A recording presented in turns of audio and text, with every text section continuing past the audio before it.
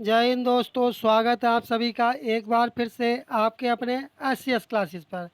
ये क्लास उन परीक्षार्थियों के लिए महत्वपूर्ण होगी जिनका एग्ज़ाम 30 सितंबर से शुरू होने जा रहा है। इस क्लास में प्रीवियस ईयर के क्वेश्चंस को लिया गया है, जी के जीएस के प्रश्नों को। इसमें कुल 25 प्रश्न लिए गए हैं और आपने 25 में से 20 का जवाब दिया। मान लीजिए आपकी अच्छी तैयारी है और कहीं भी किसी कारणवश आप 20 प्रश्नों का अगर जवाब नहीं दे पाते हैं, तब अपनी उस कमी को दूर कीजिए और अपना सिलेक्शन लीजिए। बढ़ते हैं अपने प्रश्नों की श्रृंखला की तरफ। पहला प्रश्न अपना आ चुका है स्क्रीन पर। पहला प्रश्न अपना है कि 1931 में भारतीय राष्ट्रीय कांग्रेस द्वारा कौन सा ध्वज अपनाया गया था। तब ये कौन सा ध्वज अपनाया गया था, ये कौन सा ध्वज अपनाया गया था, आप लोग कमेंट बॉक्स में बताएं कि कौन सा ध्वज अपनाया गया था। ये अपनाया गया था खादी द्वारा निर्मित चरखा चिन्ह वाला तिरंगा ध्वज। पहला ही वाला ऑप्शन इसका सही जवाब होगा। जो लोग इसका जवाब ऑप्शन फर्स्ट दिए हैं कमेंट बॉक्स में, वो बिल्कुल इसका सही जवाब दिए हैं। बढ़ते हैं अगले प्रश्न की तरफ। अगला प्रश्न है कि जब किसी अर्थव्यवस्था की सीमा पार आर्थिक गतिविधियों और मूल्यह्रास पर विचार किया जाता है तो समग्र आकलन को डैश के रूप में जाना जाता है। तब किस रूप में जाना जाता है? क्या जीडीपी के रूप में, एनएनपी के रूप में, जीएनपी के रूप में या पीसीआई के रूप में जाना जाता है? ये जाना जाता है जीएनपी के रूप में। थर्ड वाला ऑप्शन इसका करेक्ट आंसर होगा। ये जो आपका क्वेश्चन है ये इकोनॉमिक्स से पूछा गया है।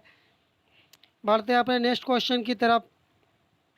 नेक्स्ट क्वेश्चन है कि पथ या सड़क विक्रेताओं के वित्तीय समावेशन के लिए भारत सरकार द्वारा शुरू की गई योजना का नाम क्या है, जिसकी वर्षगांठ का समारोह 9 जुलाई से 31 जुलाई 2022 तक आयोजित किया गया था। तब वह कौन सी योजना थी, ये पूछा गया है। यह योजना थी पीएम स्वनिधि योजना। थर्ड वाला ऑप्शन इसका सही जवाब होगा। ये योजना जो कि अभी हाल ही में यूपी पुलिस का पेपर हुआ था, उसमें भी ये योजना पूछी गई थी, इसलिए इस क्वेश्चन को यहाँ पर लेना उचित समझा गया था। बढ़ते हैं अपने अगले प्रश्न की तरफ। अगला प्रश्न है कि भारत में राष्ट्रीय खेल दिवस किस तिथि को मनाया जाता है? 6 दिसंबर को, 29 अगस्त को, 14 नवंबर को या 1 सितंबर को? कमेंट में आप बताएं इसका सही जवाब क्या होगा। इसका सही जवाब क्या होगा? इसका सही जवाब होगा 29 अगस्त को। दूसरा वाला ऑप्शन इसका करेक्ट आंसर होगा। बढ़ते हैं नेक्स्ट क्वेश्चन की तरफ। नेक्स्ट क्वेश्चन है कि तमिलनाडु के डैश ने मार्च 2023 में दूसरी एएफआई राष्ट्रीय कूद प्रतियोगिता एएफआई नेशनल जंप कंपटीशन में पुरुषों की लंबी कूद में राष्ट्रीय रिकॉर्ड बनाया। तब ये किसने बनाया था? ये करंट का प्रश्न है, लेकिन इससे संबंधित आपके लिए अलग से एक्स्ट्रा क्लास लेकर के आएंगे, जिसमें आपको जितने भी अवार्ड हैं या प्रतियोगिताएं हैं या बुक्स हैं या खिलाड़ी हैं, वो सभी आपको एक ही क्लास में मिलेंगे। इसलिए आप चैनल पर नए हो, चैनल अभी तक सब्सक्राइब नहीं किए हो, चैनल को सब्सक्राइब कर दें और वीडियो को लाइक कर दें, क्योंकि यहाँ पर आपको इम्पोर्टेंट क्लासें मिलती रहती हैं। तब इसका सही जवाब क्या होगा? इसका सही जवाब होगा जेसविन एल्ड्रेन। उस समय कौन जीते थे? जेसविन एल्ड्रेन। बढ़ते हैं अगले प्रश्न की तरफ। अगला प्रश्न है कि नीति आयोग की पहली बहुआयामी गरीबी सूचकांक 2021 रिपोर्ट के अनुसार भारत में कौन सा राज्य चौथे स्थान पर था? इसके अनुसार तो वह कौन सा स्थान था? वह था मध्य प्रदेश, जो था वह चौथे स्थान पर था। पहला वाला ऑप्शन इसका सही जवाब होगा। अगला प्रश्न है कि हमारे पहले प्रधानमंत्री कौन हुए थे, अर्थात पहले प्रधानमंत्री कौन थे? क्या ये जवाहरलाल नेहरू थे, इंदिरा गांधी, राजेंद्र प्रसाद या गुलजारी लाल नंदा थे? इंदिरा गांधी जो थी ये पहली महिला प्रधानमंत्री थी। और जो पुरुष में जो पहले प्रधानमंत्री थे वो कौन थे? ये थे पंडित जवाहरलाल नेहरू। पहला वाला ऑप्शन इसका करेक्ट आंसर होगा। बढ़ते हैं अगले प्रश्न की तरफ। अगला प्रश्न है कि निम्नलिखित युग्मों में से कौन सा युग्म दो अदिश राशियों को दर्शाता है? तब वह कौन सा युग्म होगा? वह होगा दूरी और चार। पहला वाला ऑप्शन इसका सही जवाब होगा। बढ़ते हैं अगले प्रश्न की तरफ। अगला प्रश्न है कि स्टैचू ऑफ यूनिटी निम्नलिखित में से किस राज्य में स्थित है? आप लोग बताएं कमेंट बॉक्स में कि ये किस राज्य में स्थित है। क्या ये गुजरात में स्थित है या राजस्थान में स्थित है या पंजाब में या महाराष्ट्र में? तब ये किस राज्य में स्थित है? तब ये स्थित है गुजरात राज्य में। दूसरा वाला ऑप्शन इसका सही जवाब होगा। अगला प्रश्न है कि विंग्स ऑफ फायर भारत के किस पूर्व राष्ट्रपति की आत्मकथा है? तब कौन से पूर्व राष्ट्रपति की ये जो आत्मकथा है? कमेंट बॉक्स में आप बताइए किसकी है। ये है एपीजे अब्दुल कलाम की। पहला वाला ऑप्शन इसका सही जवाब होगा।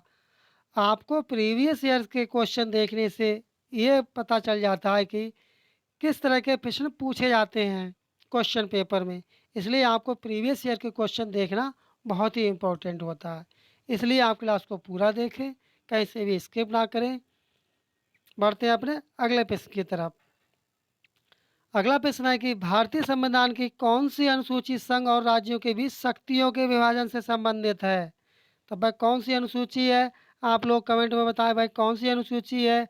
वह अनुसूची है 7वीं अनुसूची में इसके बारे में बताया गया है। फोर्थ वाला ऑप्शन इसका करेक्ट आंसर होगा। नेक्स्ट क्वेश्चन है कि भारत के निम्नलिखित पार्श्व गायकों में से किसे 2009 में पद्मश्री और 2016 में पद्म भूषण प्राप्त हुआ था? तब वे कौन थे? वे थे उदित नारायण झा। पहला वाला ऑप्शन इसका सही जवाब होगा। जो लोग इसका जवाब फर्स्ट ऑप्शन दिए थे कमेंट बॉक्स में वो बिल्कुल सही जवाब बताए हैं। अगला प्रश्न है कि निम्नलिखित में से कौन सी पर्वतमाला राजस्थान से संबंधित है? तब वह कौन सी पर्वतमाला है जो राजस्थान से संबंधित है? वह है अरावली पर्वतमाला। फोर्थ वाला ऑप्शन इसका करेक्ट आंसर होगा।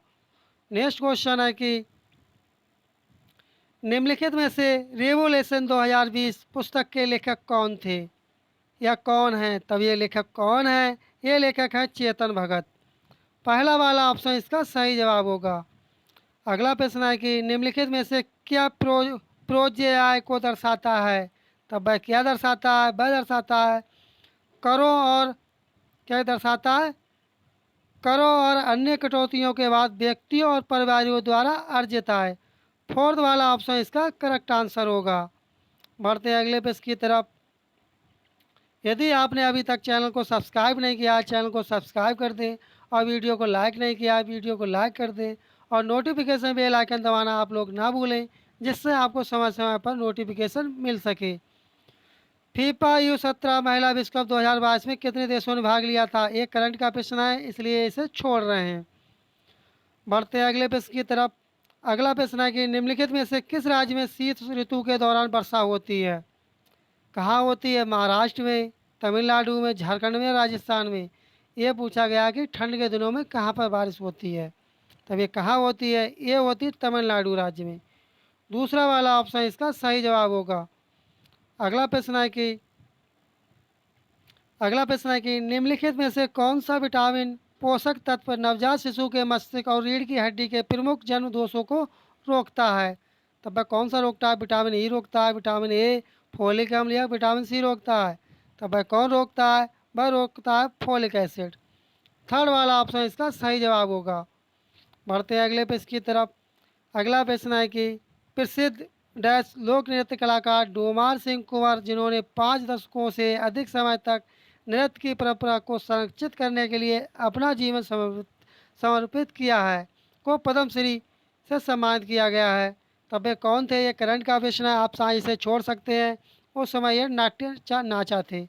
दूसरा वाला इसका ठीक था। बढ़ते हैं अगले प्रश्न की तरफ।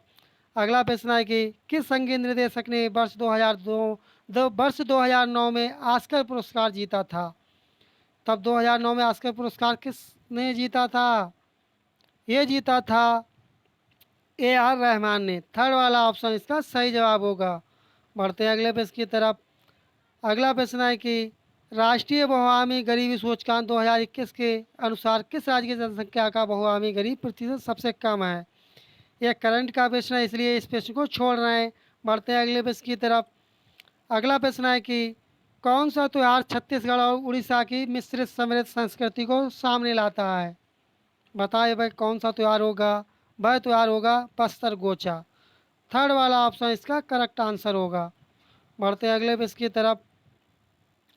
अगला प्रश्न है कि निम्नलिखित में से कुचिपुड़ी की श्री साई नटराज अकादमी के संस्थापक सदस्य कौन थे, जो कुचिपुड़ी में प्रशिक्षण और उच्च शिक्षा प्रदान करती है। तब वे कौन थे? ये थे पी रमा देवी थी। दूसरा वाला ऑप्शन इसका करेक्ट आंसर था। नेक्स्ट क्वेश्चन है कि भारत रक्षा अधिनियम अर्थात डिफेंस ऑफ इंडिया एक्ट कब लागू किया गया था? 1920 में, 1921 में, 1918 में या 1915 में? यह कब लागू किया गया था? ये लागू किया गया था 1915 में। चौथा वाला ऑप्शन इसका सही जवाब होगा। इस क्लास का अंतिम और आखिरी प्रश्न है कि बसंत ऋतु के आगमन पर डैश गांव बागूरुम्बा के मधुर गायन से झूम उठता है। तब ये किससे झूम उठता है? कार्बी से, खासी से, गारो से या बोडो से? ये तब ये किससे झूम उठता है? ये उठता है, झूम उठता है बोडो जनजाति से। फोर्थ वाला ऑप्शन इसका सही जवाब होगा। आपको क्लास कैसी लगी कमेंट बॉक्स में अवश्य बताएं। यदि आप चैनल पर नए हों और चैनल को अभी तक सब्सक्राइब नहीं किए हों, चैनल को सब्सक्राइब कर लें और वीडियो को लाइक कर दें और नोटिफिकेशन बेल आइकन दबाना ना भूलें, जिससे आपको समय समय पर नोटिफिकेशन प्राप्त हो सके। यदि आपका किसी भी प्रकार का कोई सजेशन या फीडबैक या सलाह हो, तब भी आप कमेंट बॉक्स में अवश्य बताने की कृपा करें। मिलते हैं जल्दी नेक्स्ट क्लास में, तब तक के लिए धन्यवाद। जय हिंद, जय भारत।